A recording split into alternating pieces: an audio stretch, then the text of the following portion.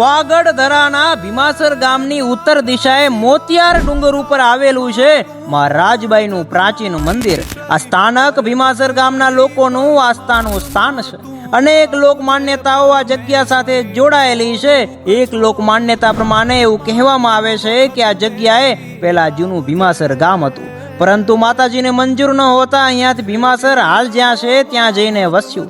એક મત પ્રમાણે જરુ શાખના કાઠીઓ પેલા ભીમાસર ગામમાં રહેતા તેવું લેખક ભનુભાઈ ખવડ જણાવે છે, અને મા રાજબાઈએ એમને પરચો આપ્યો હતો તેવું જાણવા મળે છે। મંદિરની બાજુમાં એક ચોરસ કિલોમીટર વિસ્તારમાં નગર હોવાના અવશેષો જોઈ શકાય છે।